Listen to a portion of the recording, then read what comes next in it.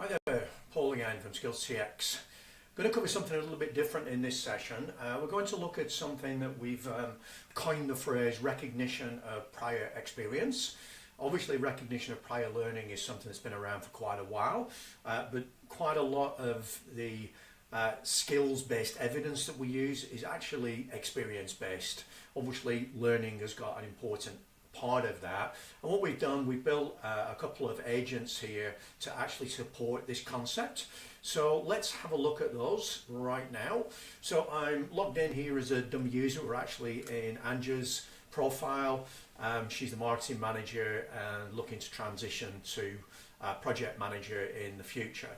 So these two here, we've covered them, or covered one of them briefly before, but we're going to go a little bit deeper this time around. So let's discuss recent work and what the system's going to do here. It's a little bit more than just tell me what you did and I'll work out what skills.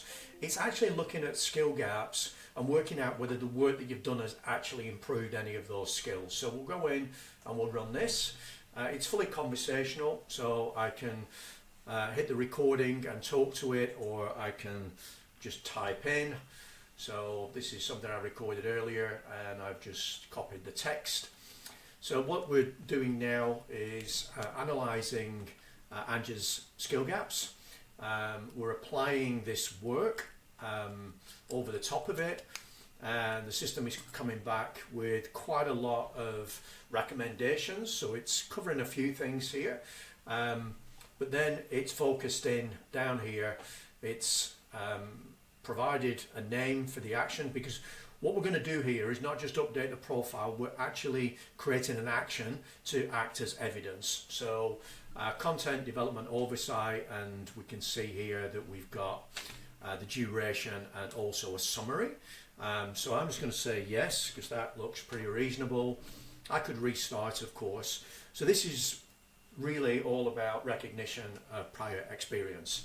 So there we go, we've got the action created, and within a few clicks, what I can do is, let's go in and edit it. I'll mark that action as done. And now what I can do is process that action to update my skill profile. So we've gone from the action, which is recognition of work that we've done, recognition of prior experience, assign that to the appropriate skill. So Anja didn't need to know any of that. And then that action will ultimately become evidence to support an update of that skill in Anja's profile. We've now took that one step further, because that is like sort of individual bits of work as we progress, recognizing that quite often the work that we do is improving some of our skills. The more we practice, the better we get sort of mentality. What we're going to do here is look at the new one that we've done. Again, we took this a little bit further. I can upload a document like a resume. I can provide a description. I can talk to it. So this is much more about first time into the system, maybe looking at the skills that you addressed or selected through your self-assessment, and now augmenting it with, say, a resume or a CV, or just a description of like what you would describe if you were in an interview.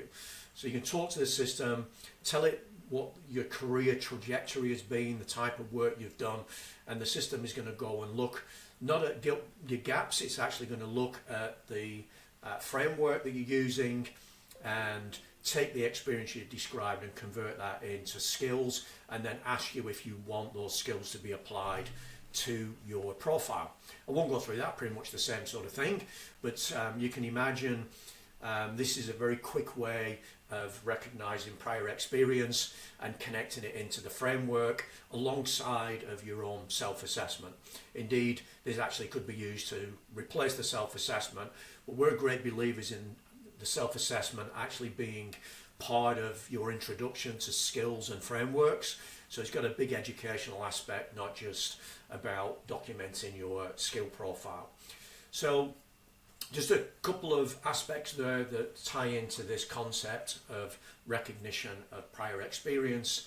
that will obviously sit alongside recognition of prior learning, but this is more about hands on the tools and actually doing the work rather than it being a learning environment. Thanks for that, and hopefully that makes sense.